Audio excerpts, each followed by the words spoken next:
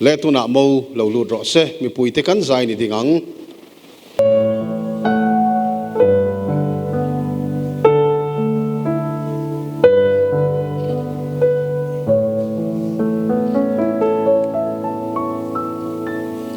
mi zong zong zinga in nei hit soi mo inom sela khumpo ti bol ho lovin omro se in ngai tele uire te chu pathianin angai tu don si a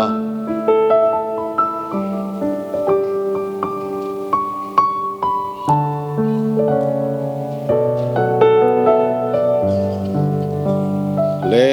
kan zawa in pathian fakle choi moinan kan na than sa pathian thil rel dan chu avamak em khiat phak rual lo ani atum zau zia thil te ber po veng van thil arel kime pathian ru tang zelin eng ki ma thleng ti lo sa tu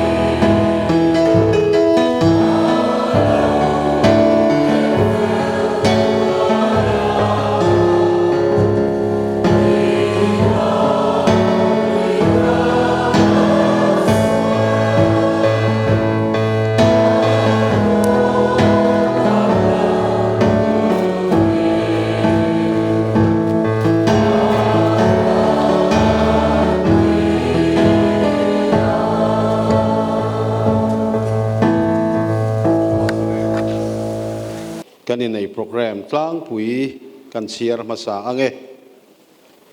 voina in nei tur te hi mi pa hi Joseph Ming Dai lova ania mei chia hi si zo than pui ani an thian te hi biak ming ro pui ale zo than tluang ite ania in nei tir tu hi reverend si lalin tluanga kani ti chuan kan in nei program si ta alan angkhan kan in nei in khom lai hian mobile phone te silent mode min lo da sak theu turin kan ngen cheu ani ti chuan pathian hena ka tong tra yanga pathian thu te ka chiaranga fuina thu toy kan soyanga chumi zo in nei tir na in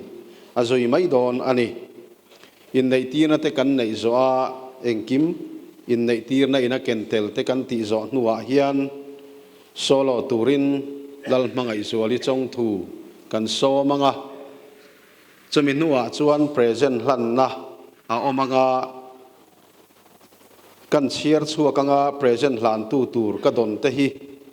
hemi ba ka hian report ngai kan omani chuan ronin report mai ta ula atha ome pakhanna chuan UPC ra siveng local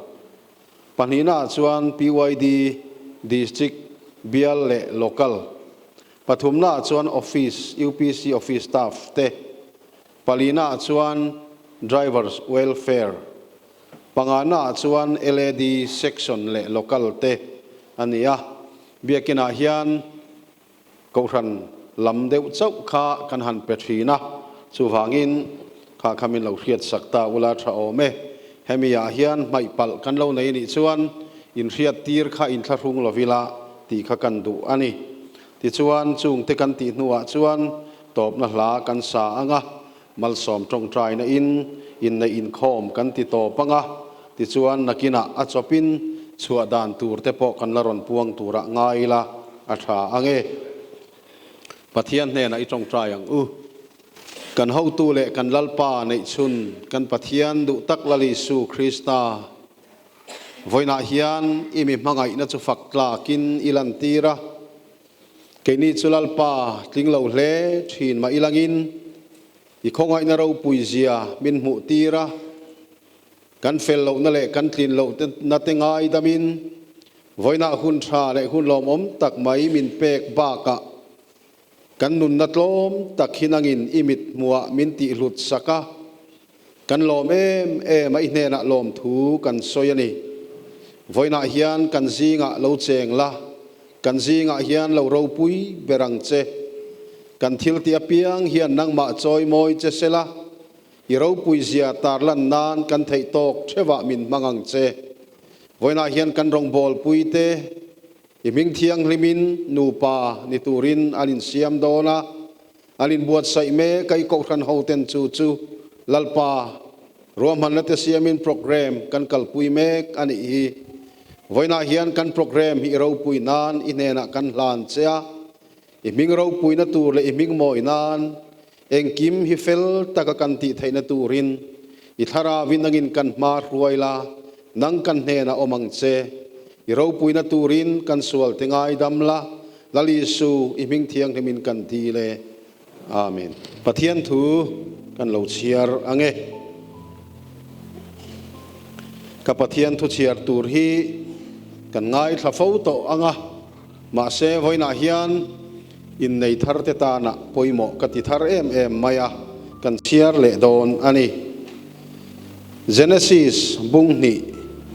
chang som le paria ta tang khan kan chiar anga chang som ni le panga thleng hian kan chiar te ang a thui deuh na in a poimo deuh vek ka ti sia Genesis bung ni chang som paria ta tanga chang som ni panga zo hian pathian thu thiang lim ingai tha ang tin lalpa pathian chuan mi hringa ma chawa om hi a thalove ama tan pui tu ra ko pui om mi ka siam sakte ang atia tin lalpa pathian chuan lein ramsa tin reng le chungleng sawatin reng chu asiama an minga enge vu don ti khriat nan adama hena a ruai loma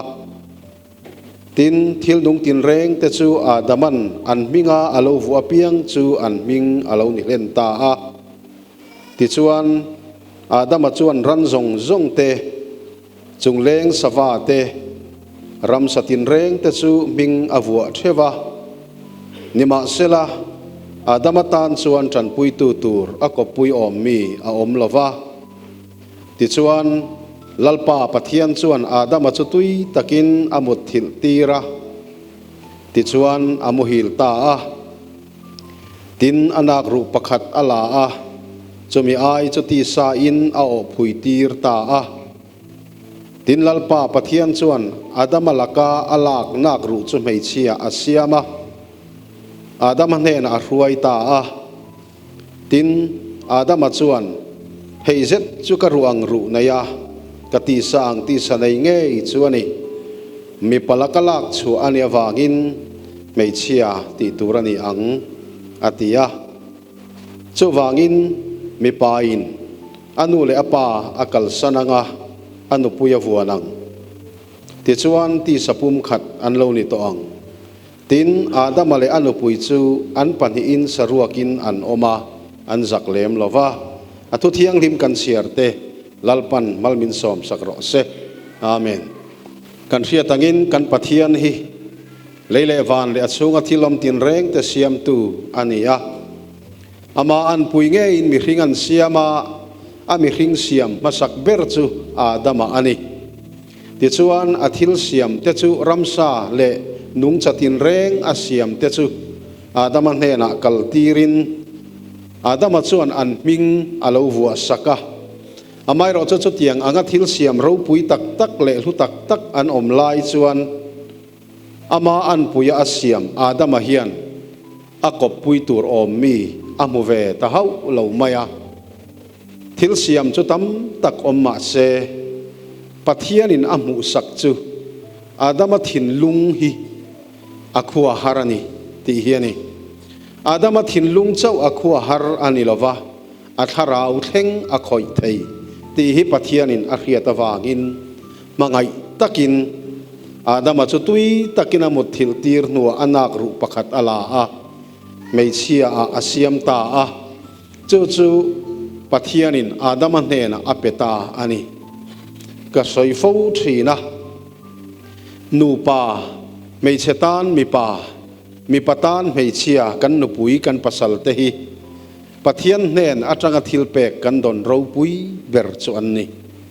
a aya ro pui hi khovel a omlo lunglu mi in min pe ni mai thei ma se lunglu chuan min tran pui thei hau lova limna le lom na chu enge mo chen min pe ma se kan lung ngai na le kan mang an na te tran pui kan ngai na te lunglu chuan kan tan tang kai na anei hau lo amai ro chu nu pa pathian in kan tan nu pui me chetan pasal apek te ro chu lungai nia po in lungai pui thei turin pathian atanga chuak kan ni na lo lang thina hei hi alu ema lom na po min lom pui tu tur kan nei hi alu emani voina hian kan zinga hian nu pui pasal sun to te po kan omin karinga han ngai tualet wangila nu pui tel lo te pasal tel lawanun khuwa a harzia ngai tu hian pathian in nu pa alo siam hi avan fam kim em ati thei ani ti chuan nu pa hi in tran pui ton tura in nei kan ni ti hi voina hian kan riat tharatan kan ta lang dua kan soita kan khan adaman hne na e vipek ani chan chu in tran pui ton turin pathianin ape ani nu pa hi kan thil ti kong tin renga hian in tran pui ton tur kan nia in tran pui ton nanun kan nei lo chuan nu panun hi a in pum khatna ake chefo thin ani chuwang chuan voina kan nau te in nei tur po hi pathian in tran pui ton tura apek dun cheu in ni ti in riat kadwa man lai chuan kan pi le pu te huna khan mi pa chanvo a oma mei che chanvo a oma nasatakin anin thiar thin pa in tap chaka meilum ai reng ma se anu pui bai chuan aliam chuan a cho sak du ngai lova nui i bai chuan aliam ania o an tingal ngal thin chu tiang te chu ania ma se tun la ya chuan khovel alo dang lam ta a in chung khura nu pa in tran pui ton thiama piang te in pum khat na hi a ngeta a ke chemai mai lovani ti hi kan riat angai ni chuwang chuan kan nau te po voina mi te po ina kan riat thar chu tur chu nu pa hi in tran pui ton turin pathian min lo buat sai ani tin chu lo le a chuan evile adam ate hi in lung rual turin pathian in adua in lung rual na hi aro puya chung ko ro pui tak din tura poimo chu in lung rual na ani fo thin ani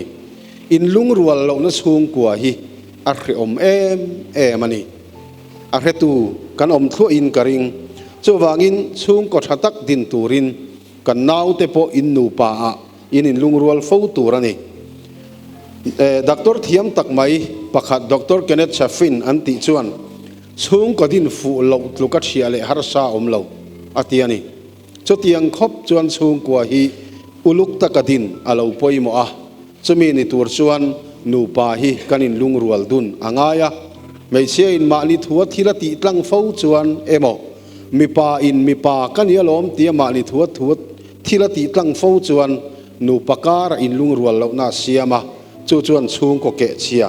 asiam thi nani chu wangin in lung rual turani ti kan soile du ani atop berata na chuan mi pai na nu le pa akal sananga anu puya vuanang ti hi apoi mo a chu tiang bokin mei chetan po ani helai thu hi nu le pa te thei ngila mangai na kha ban thak tur ti na ani lo kal san len wanga enga tan ma ngai tur ti na ani lova a om zia zo ka chuan puitin na kong zo tura fui na ani voina hian mo pa hi anu le pa te a engkim angat mai theya kanu kapa ti in engkima aronin engkima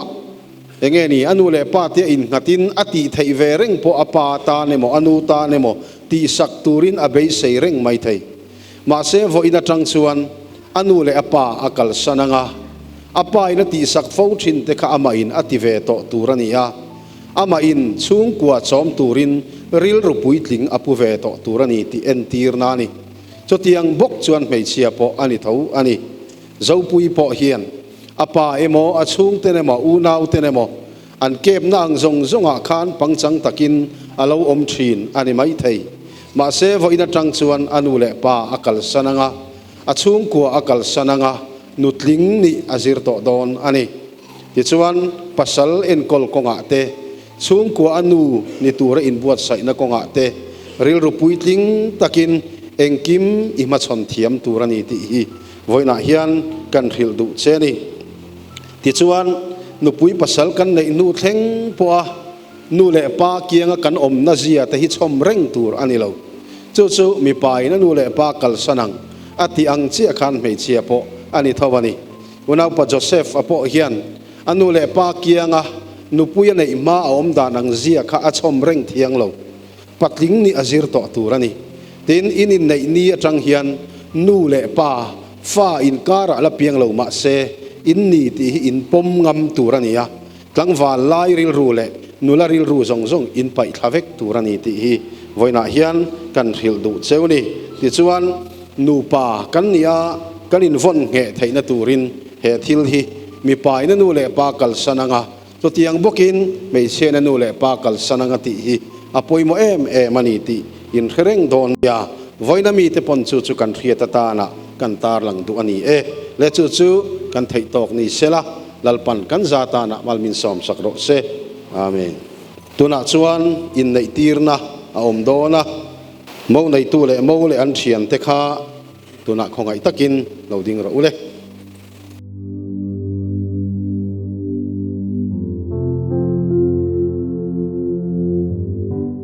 le voina hian unau te u kan rong bol pui te Joseph ming dai lo vale zo than pui te chu nu pa pum khat in mangai tak ni turin keilal pa rong bol tu hian lali suwa Krista kan pathian bing thiang lemin an kut kalau sui sake in nei thu tiam an tiam dona an in nei thu tiam te khiat pui turin mi pui te kan zawa in idingang u mi pai na soi ma sa anga chumi nuwa chuan mei chia in a soi vele don ani ke Joseph ming dai lo wa hian nang zo than pui hi ke Joseph ming dai lo hian nang zo than pui hi lalpa le ko khan te khiat puin lalpa le ko khan te khiat puin kan puya tan tu na hian lalpa i suam mingin ka vuan a che ti sapum khat kan lo ni ta ka wangin kan dam dun chung zo zong kan in nei na ting het tur le kan in nei na ti nget tur le itan pasal rin tak itan pasal rin om tak Israel turin ka in pe Mizel turin ka in pe mei che na soi vele thungang ke zo than pui hian nang Joseph ping dai lo hi lalpa le ko khan te khiat puin ka pasalatan tuna hian lalpa Isu Krista mingin ka vuana che ti sapum khat kan lo ni ta ka wangin kan in nei na ting het tur le itan no puirin om tak Nizel turin ka in pe pathian he na itong trayang ro pui na le choi moi na nei tu kan pathian na li su Krista voina hian i ming thiang lima nu pa in siam tur lalpa Joseph ming dai lo vale zo than pui te hi hun tha hun lom om i pe ka wangin kan choi moi cha kan faka che i ming thiang limin lalpa Isu nu pa ni na thuthunga lutin thuan lo tiam ta naginan thutiam hi khiat puila anin nei hi tharau thiang limin ron tik etang che lalpa pon lam le chung lam mel ma laka nangin hum him la nu pa indu ton thiam tak le lim tak an ni theina turin ifa te himal som la ikut ding lam thil ti theina chuan chel tlatang che fanau mal tuan so ya chung ka du om tak i khiat chung kwa ilal namun ro irel namun din thei turin nangin kharau thiang himin riak ti la fanau mal tuan so ya lim taka om thei turin nangin idu sakna an chunga en tirang che lalpa nangin chung ko tan banrin om le chung ko tan mi tangkai i ko khan ho ta na po mal som na nu pa an ni zel theina turin kan nau te himal som la ikut dinglam thilti theina chuan chel tatang che thlaphan mang an te po an tok thayanga chunga te po chuan lalpa mangang taka inen lama ilam hoya an tong trai huna yom na zai on tlanga tangin an tong trai na che lo ngai tha la imun thiang ni ma tangin nangin lo chang thi nang che nang chu an tluk lu na pathian anin hum him na lung pui lo ni la imal som na chun chunga vurang che i ro pui nan la li su i ming thiang limin kadile amen zungbun in bun tir na omanga mi pai na bun tir masa anga chumi nu chuan mei chia in abun tir vele ton ani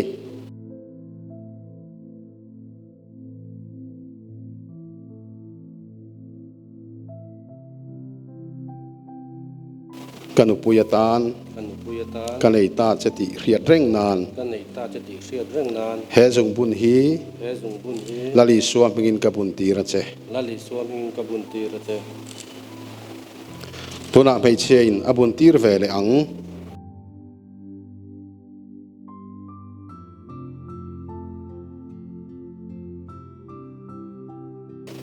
kapasalatan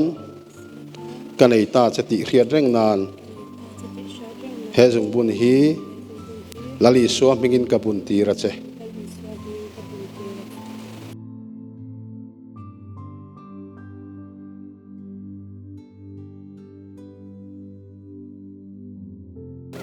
mi puite che lo thura ule ming ziak na om do na le mo nei tu le mo le an thian te kha helai hen lo chho ra ule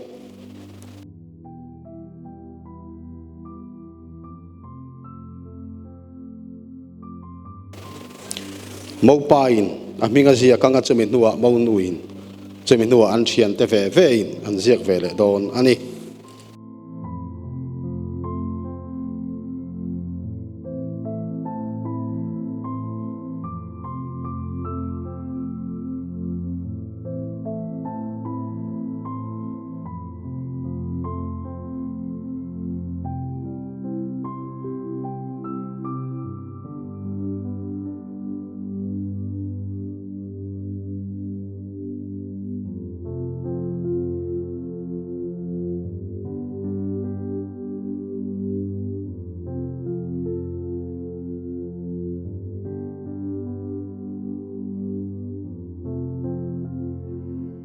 certificate ka hlan do na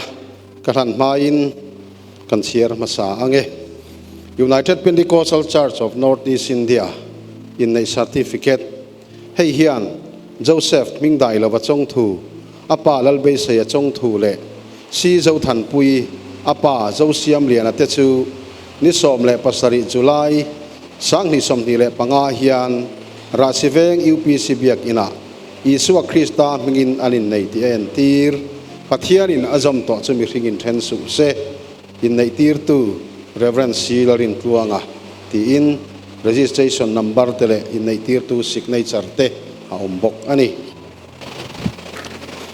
he certificate hi lali suam mingin ka hlana cheu malpan mal som cheu ro se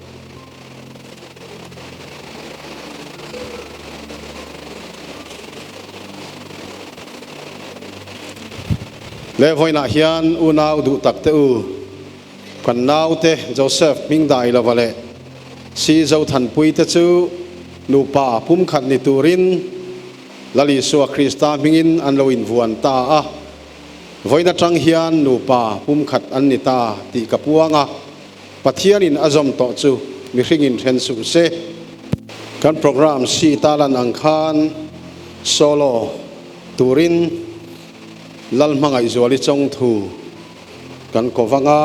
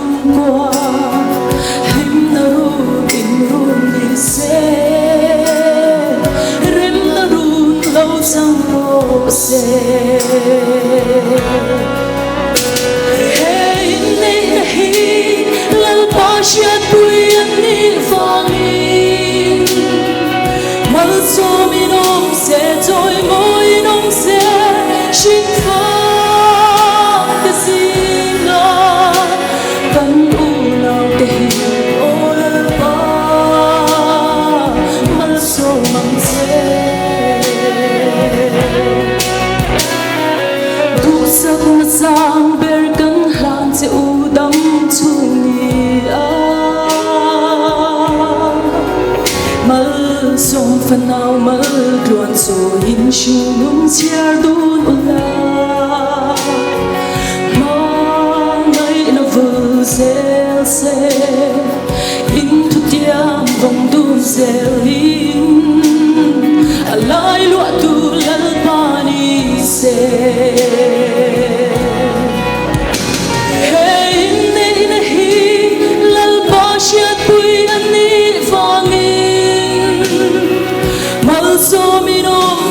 rồi mỗi năm sẽ sinh phát cái gì ngờ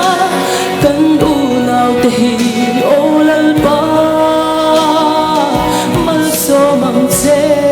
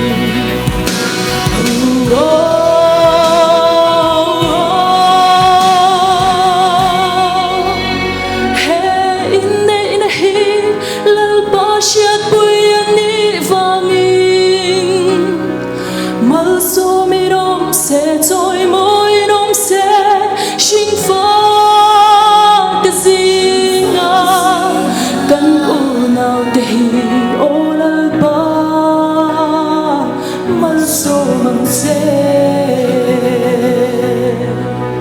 cần u nào te hi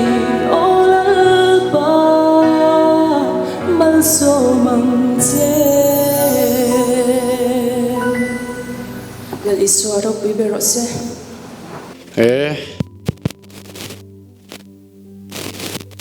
lom tak zete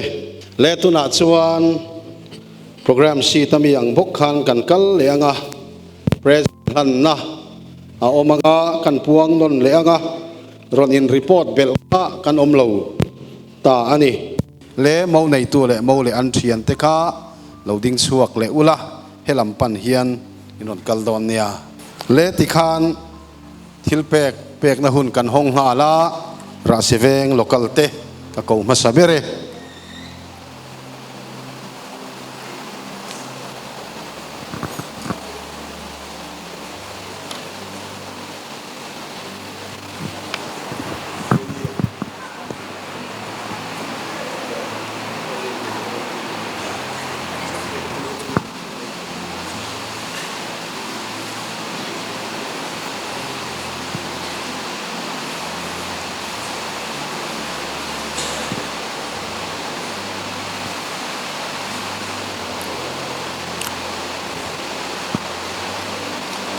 le PYD Lunglei district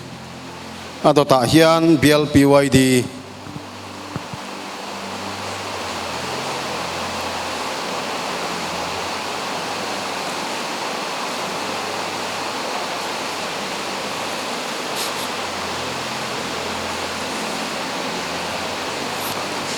hemidota hian local PYD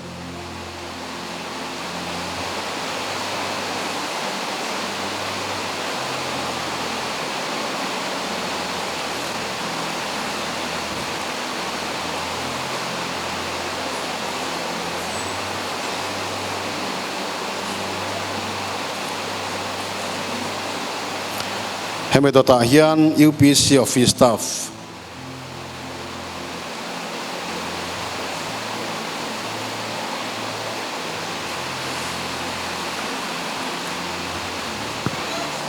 UPC office staff dota hian UPC Northeast India drivers welfare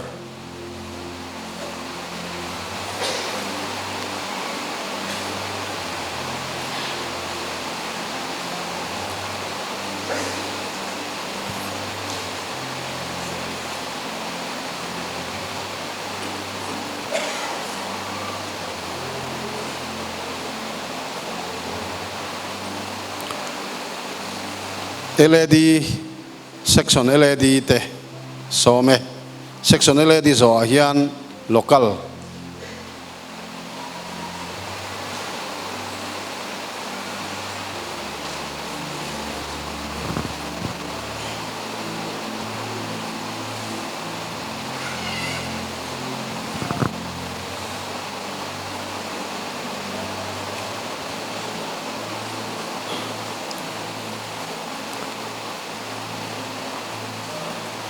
local LED tenan pek zo hian home missionary welfare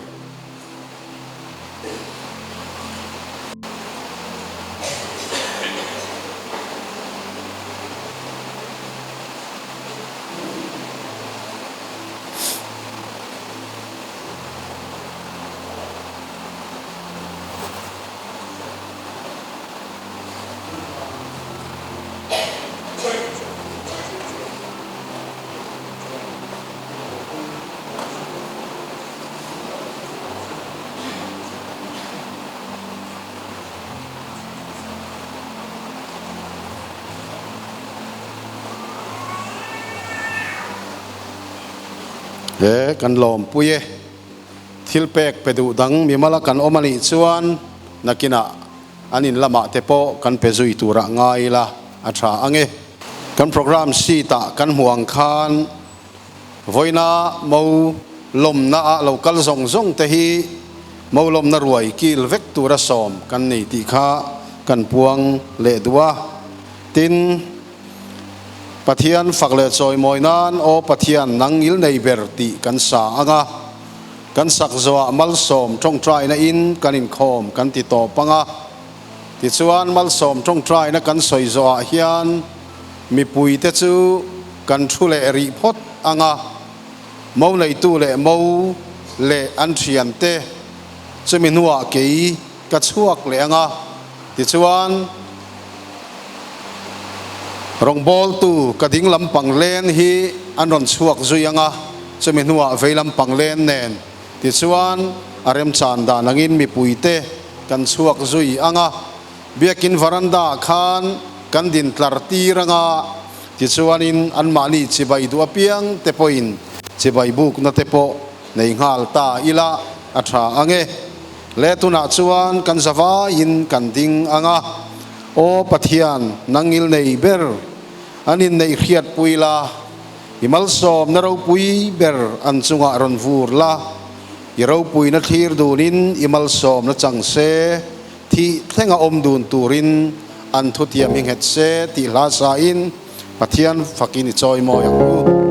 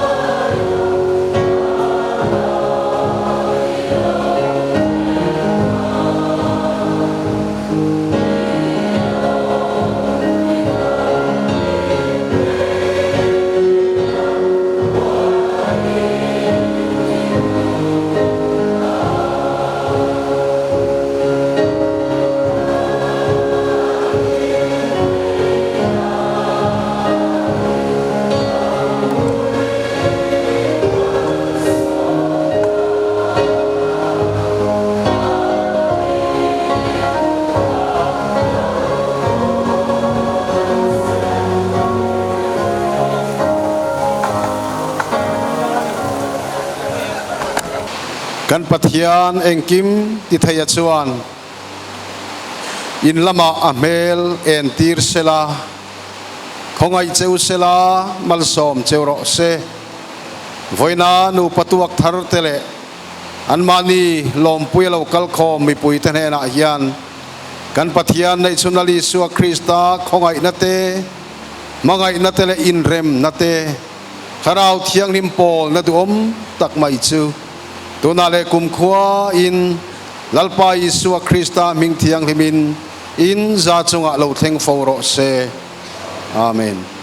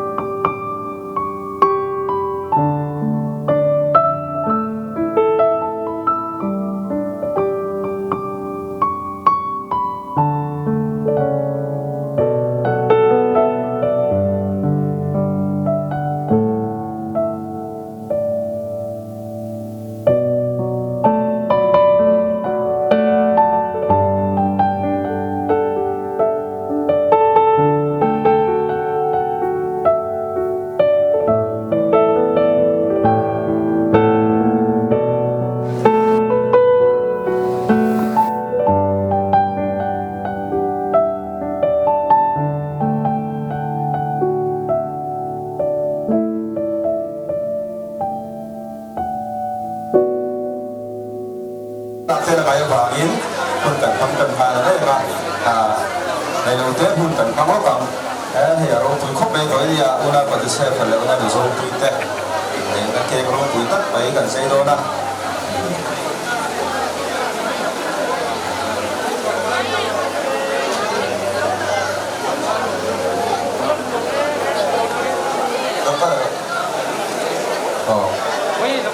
และอินในเก็บกันหงตาพัฒนา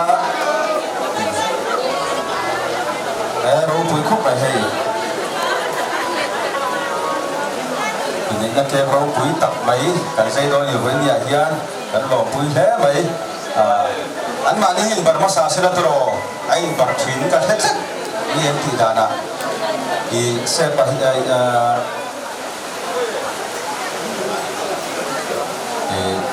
zo pui na se nga se pa par thot nga chuan se pa zo pui par ve le nga chuan che ta in par ve nga chuan chu mi zo a du le pa te pu te in par nga le tu na ke a sai do ni ku tan lo be do le a ti a to che har ben ha tur in ri gam le oh be ga tu le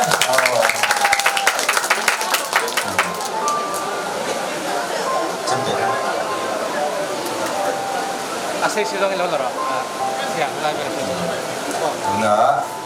ini kegro pui tak bayam pi antira tanga kegro pui bermain bertani ya ku deng ya sebab tu ya atu khop mai chuan sepan abar bel ya isai thiam nge masai pui ngai ngem asai pui la han chel tu bel ya tu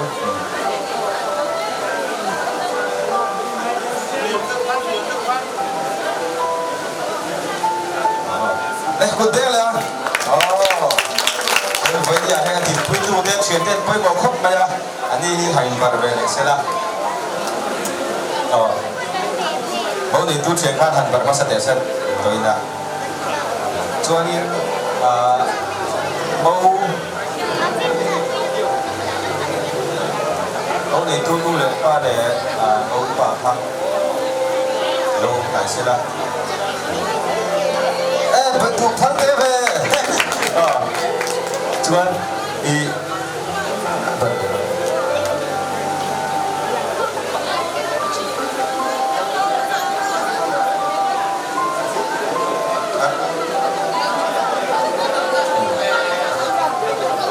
pecok aja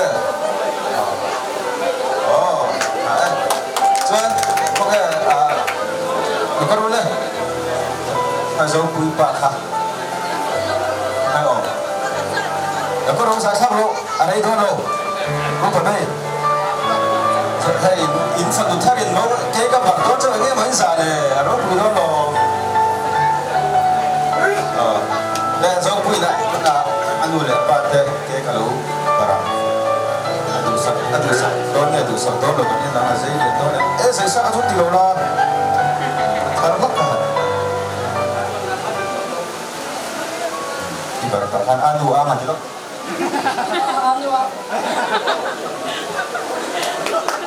来，你那，所以咱都得学到看。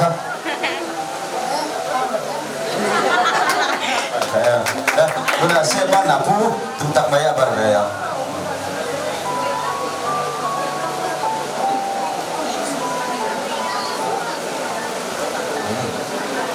anti batas tu sih kan?